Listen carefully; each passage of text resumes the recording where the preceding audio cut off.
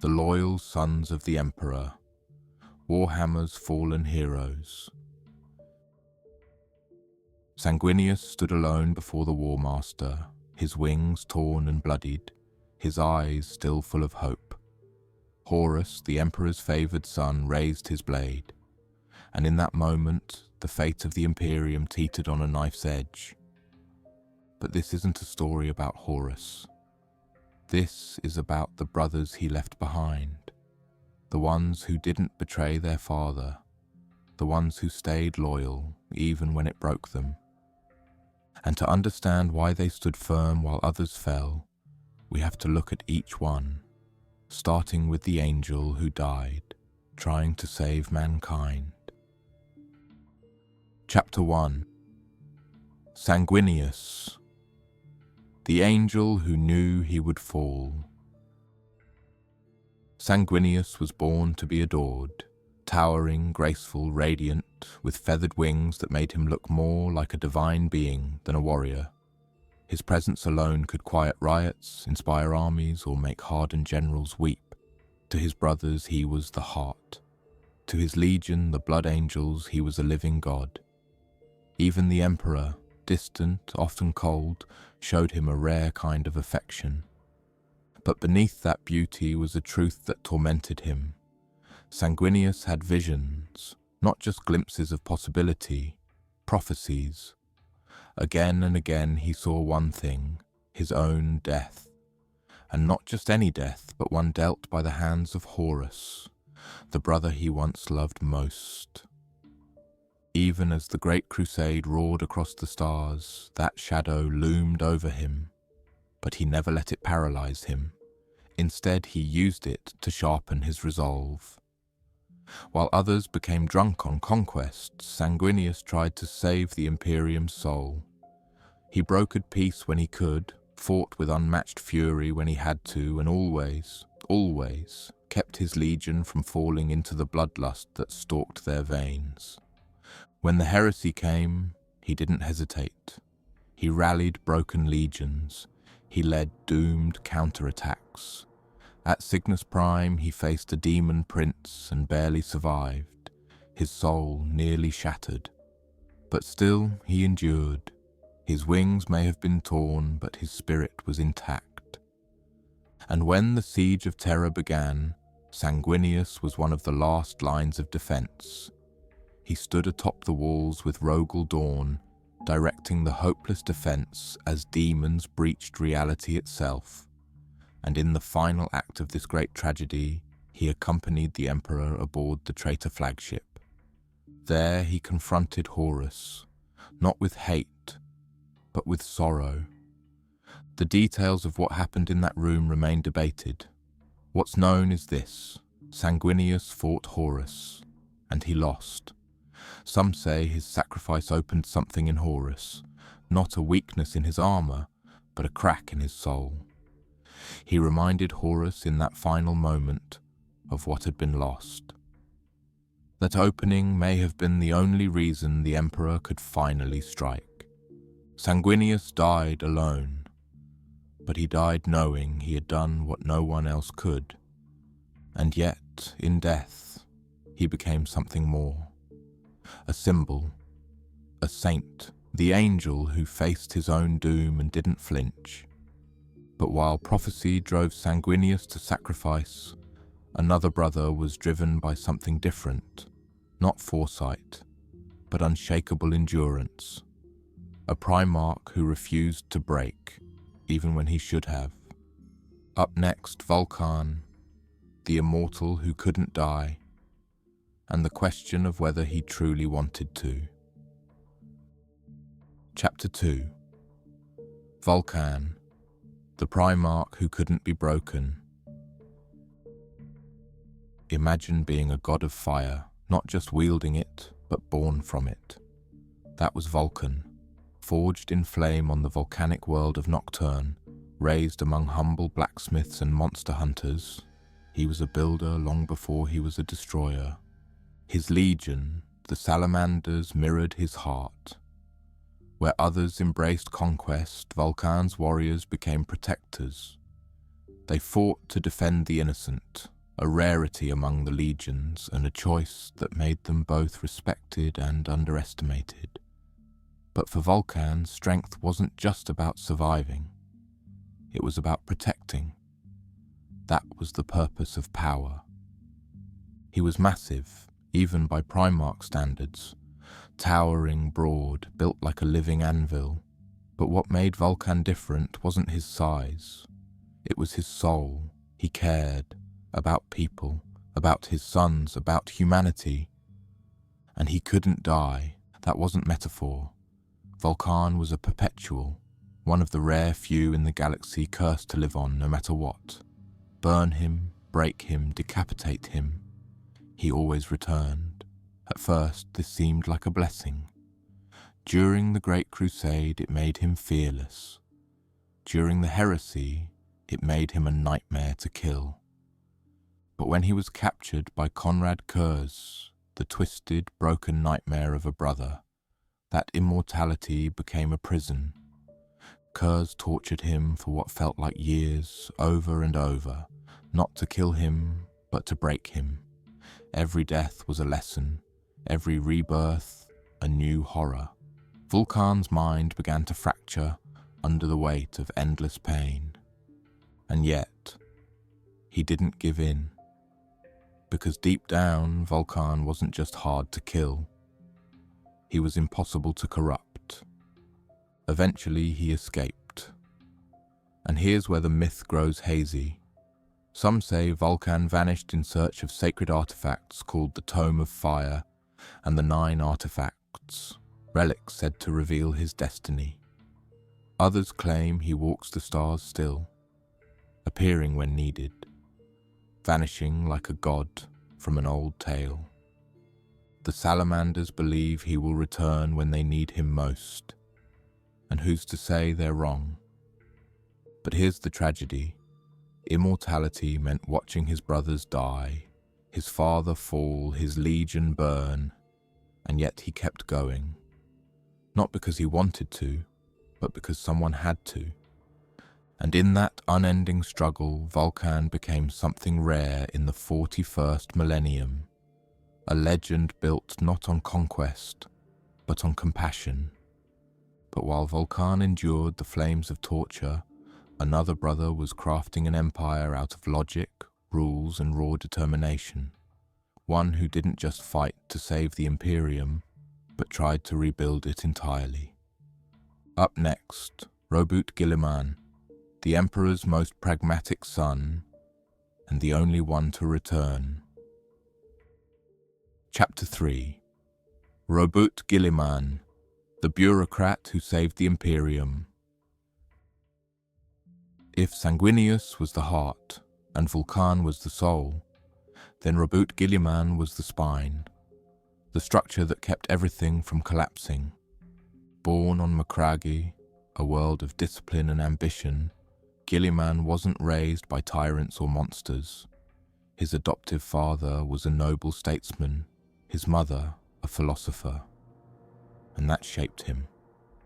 While many Primarchs grew up in chaos, Guilliman grew up building order, and he never stopped. When the Emperor found him, Guilliman had already conquered most of his home region and was running it better than half the Imperium. He had roads, schools, agriculture, trade. His people weren't just surviving, they were thriving. As commander of the Ultramarines, Guilliman turned his legion into more than just an army. It was a civilization on the move. Where they conquered, they uplifted. Where they rebuilt, they improved. Each new world became another piece of the puzzle. Ultramar, a miniature empire within the greater Imperium. Guilliman didn't fight with fury or divine zeal. He fought with purpose, strategy, logistics. And during the Great Crusade it worked. His legion grew to become the largest and most stable of all. But when the heresy struck, that very strength became a curse. Cut off from terror, believing the Emperor might already be dead, Guilliman made a decision.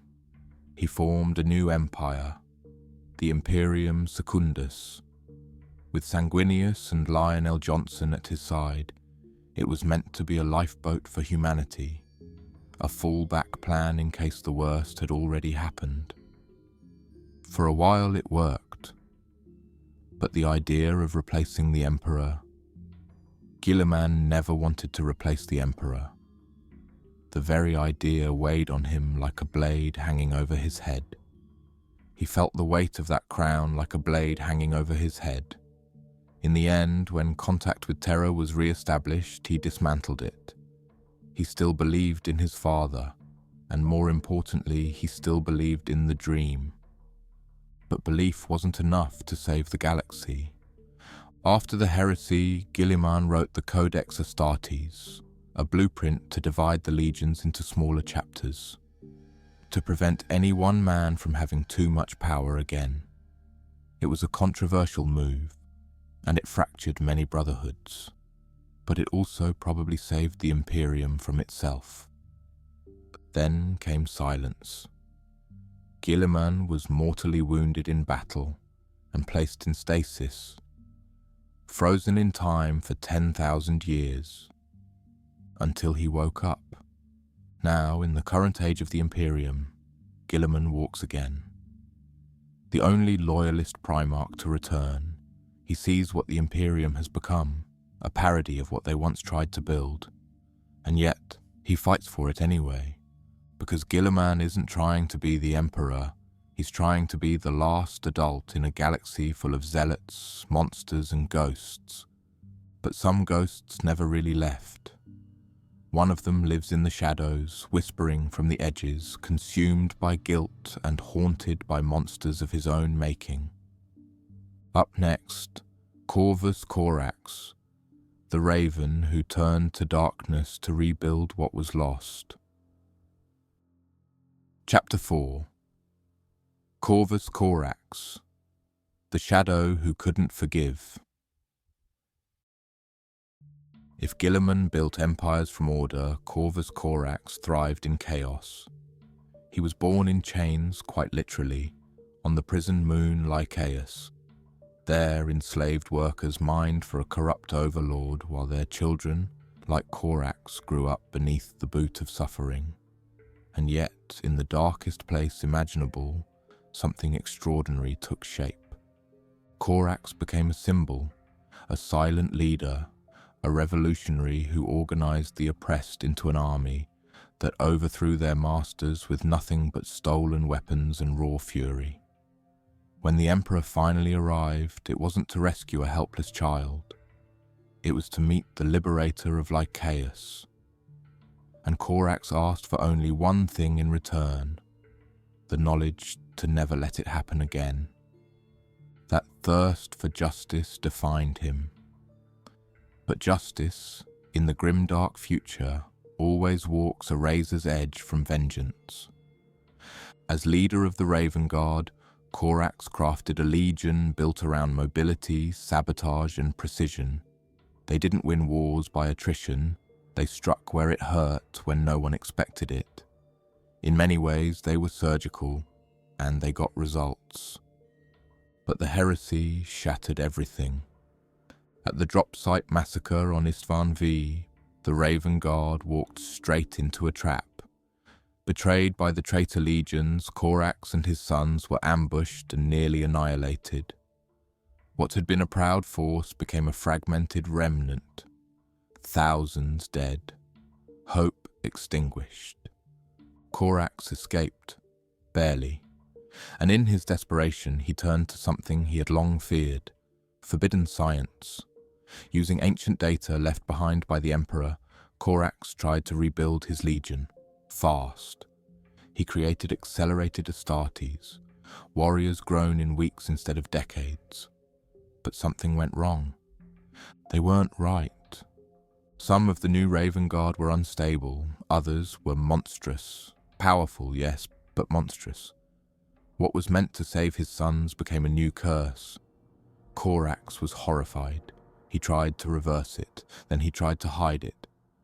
And finally, he left. Consumed by guilt, Corax vanished into the warp. Some say he hunts traitors still, a ghost of vengeance with talons sharper than any blade. Others whisper he's looking for absolution, or death, or both. But there's a deeper tragedy in Corax's story. He believed in justice. But in a galaxy run by gods, monsters and madness, justice often ends up alone. And yet, even as Corax vanished into darkness, another brother charged into battle with wild freedom, answering to no one but the winds of war.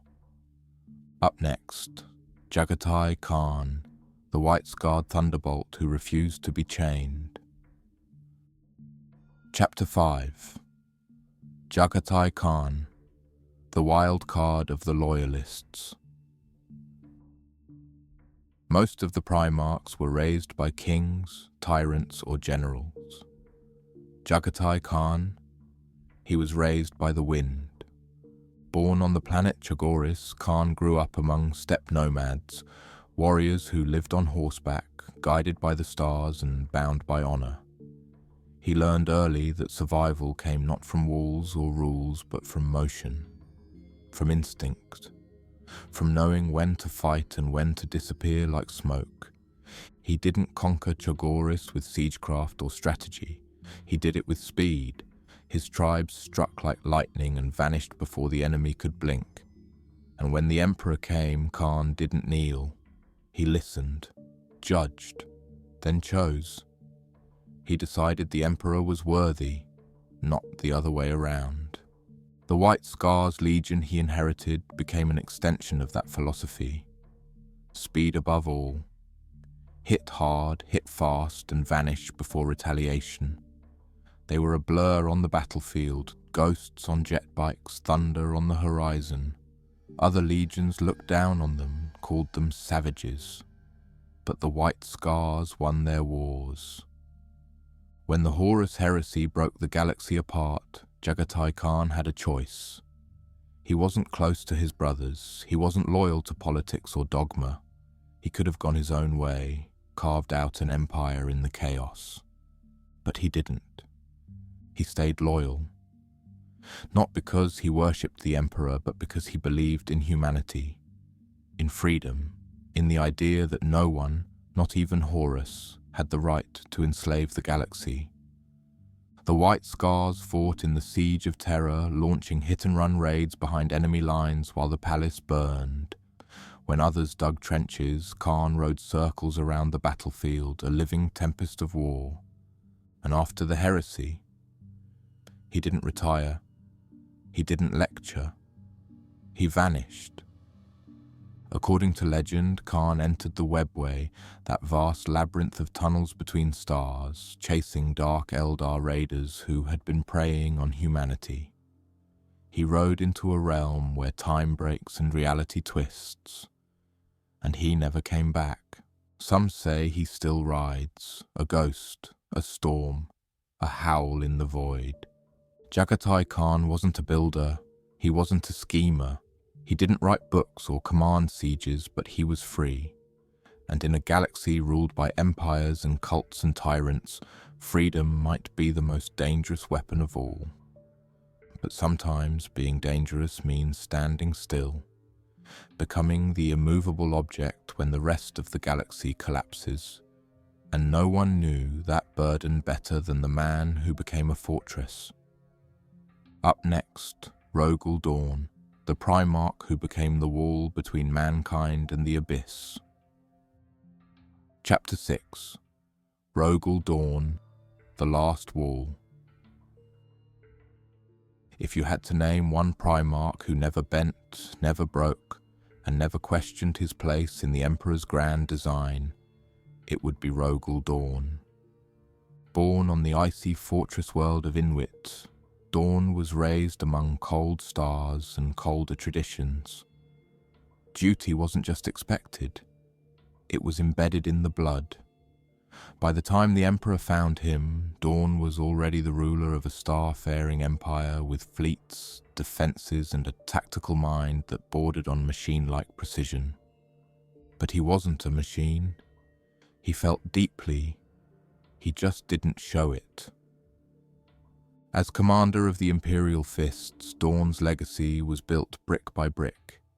His legion specialized in fortifications, siege warfare, and the kind of stubborn, unrelenting defense that could outlast entire campaigns.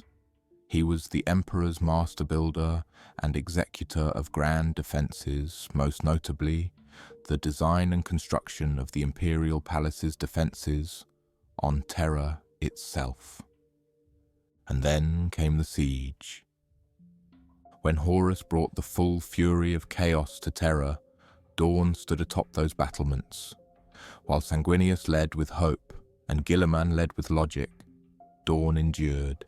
He calculated every kill zone, reinforced every fallback point. As demons clawed through the fabric of reality, Dorn never faltered.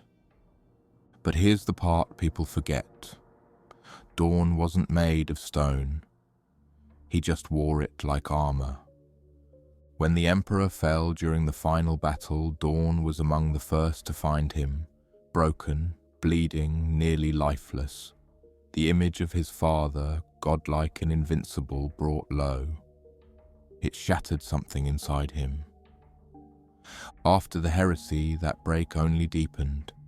Dorn launched the Iron Cage campaign, a brutal, nearly suicidal assault on the traitor Iron Warriors. Some say he did it for vengeance. Others believe he was punishing himself for failing to protect the Emperor.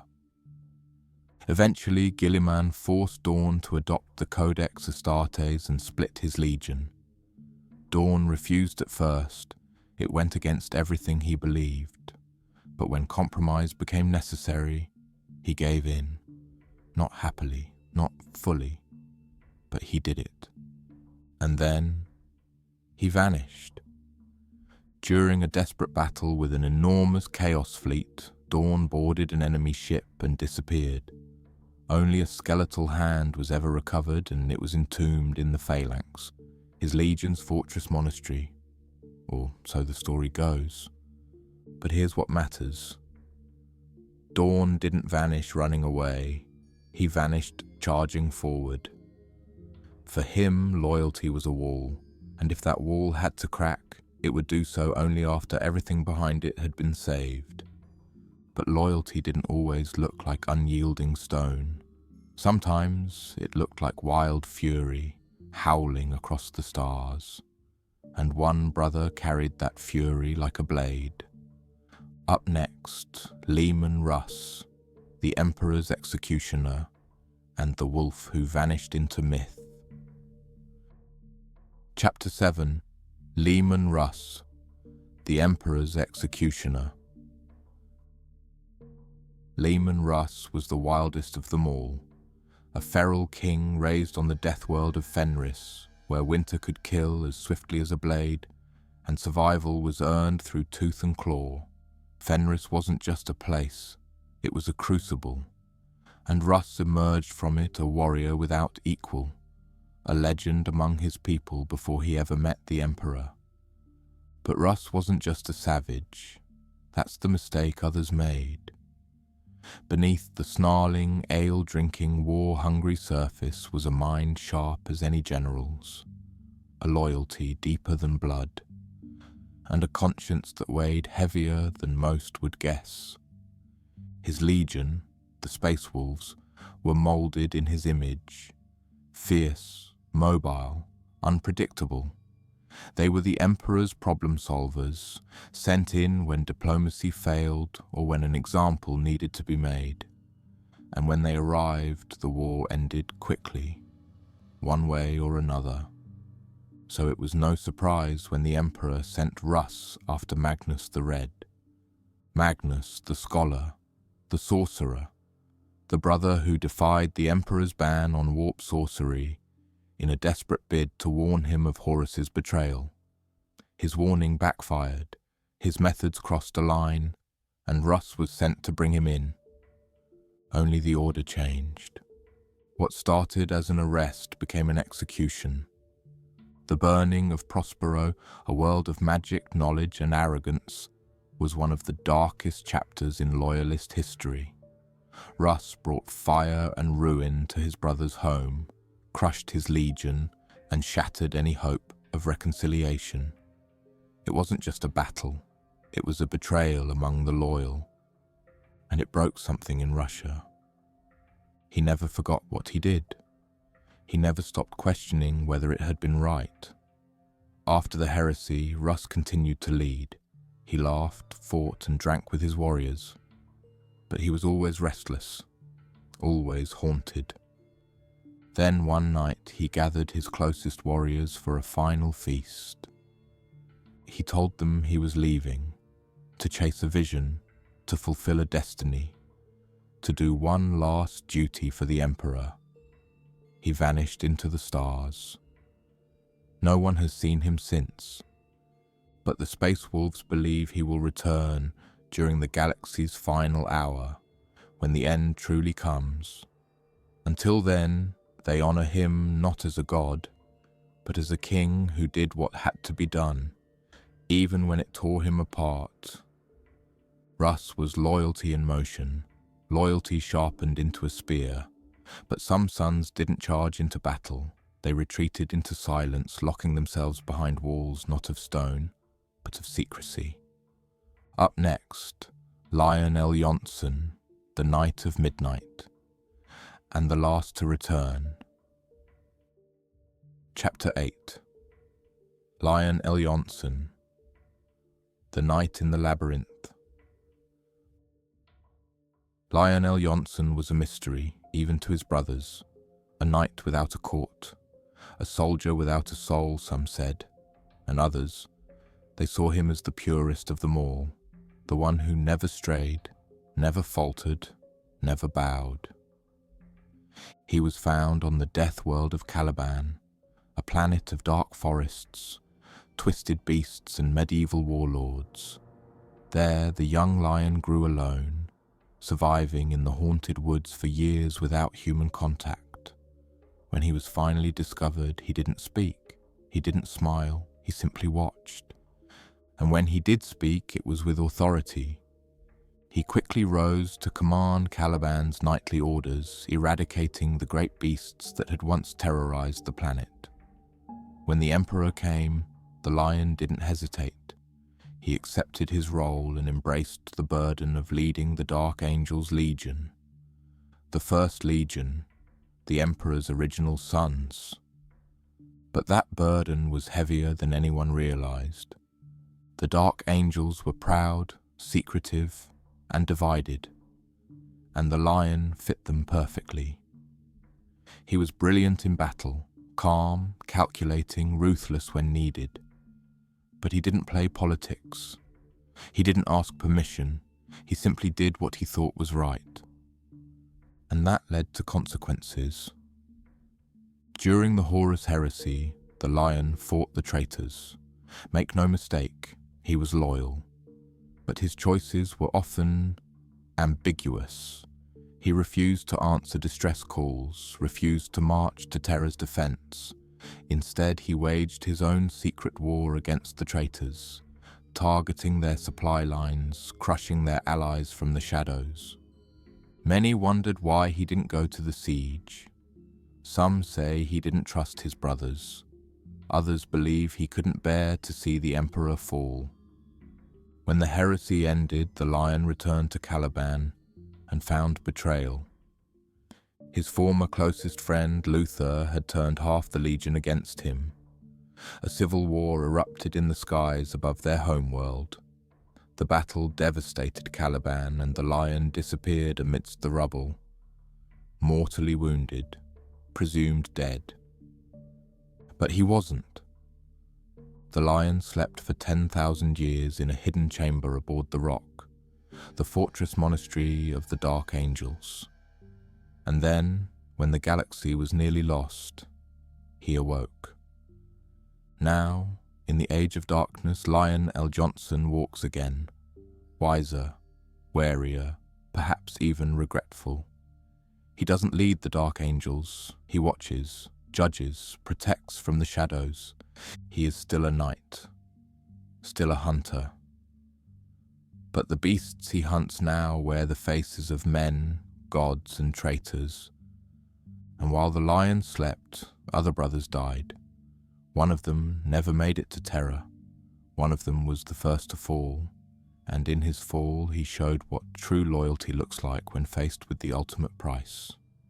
Up next, Ferrus Manus, the iron-handed builder who said no to his closest friend, and paid with everything. Chapter 9, Ferrus Manus, the first to fall.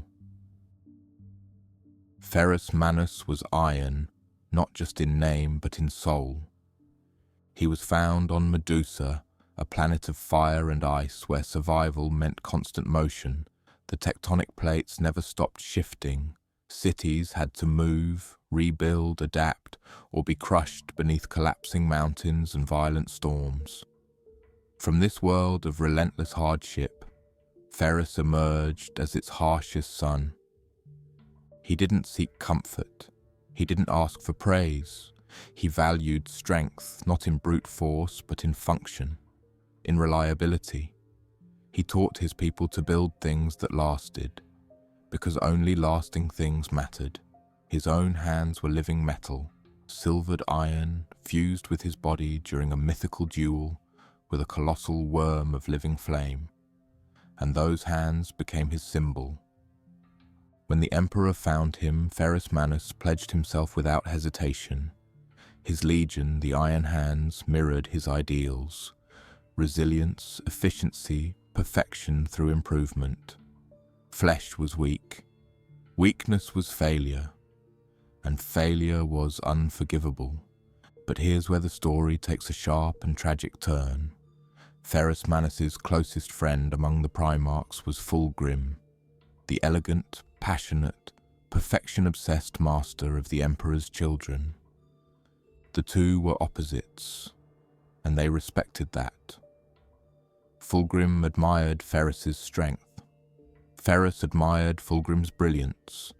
They forged weapons together, shared victories, and believed, for a time, that they could reshape the galaxy side by side. Then Fulgrim fell. Corrupted by chaos, seduced by Slaanesh, Fulgrim tried to bring Ferrus with him into damnation. He offered his friend power, glory, and a place at his side. Ferrus didn't hesitate. He refused. So Fulgrim wept and raised his blade. The battle between them came at the Drop Site Massacre, a trap laid by the traitors to annihilate the Loyalist legions. Ferrus led the Iron Hands into the jaws of that ambush, thinking he was joining a noble pushback. What he found was betrayal, and he didn't run. He fought, with rage, with purpose, with loyalty. He died defying Fulgrim, blade in hand, refusing to kneel, even as his closest friend struck the fatal blow. Ferrus Manus was the first Loyalist Primarch to fall during the Heresy. His death shattered his legion, not just physically, but spiritually. The Iron Hands became colder, more mechanical, and more brutal. They took their Primarch's doctrine to its extreme: purge weakness at any cost. But Ferrus wasn't just a warrior. He was a builder, a craftsman, a protector, and his fall became the moment where innocence truly died in the Heresy. He was proof that doing the right thing doesn't always save you, but it matters anyway, because someone has to be first to say no. Conclusion: the weight of loyalty. 9 sons, 9 paths, 1 father. They weren't flawless. Some were cold, some were cruel, some vanished, some broke, but none of them betrayed. They held the line, at Terra, in the void, within themselves. And in a universe of madness, loyalty is more than a virtue. It's a weapon, a light, a legend. And these 9 became that legend. the loyal sons of the Emperor,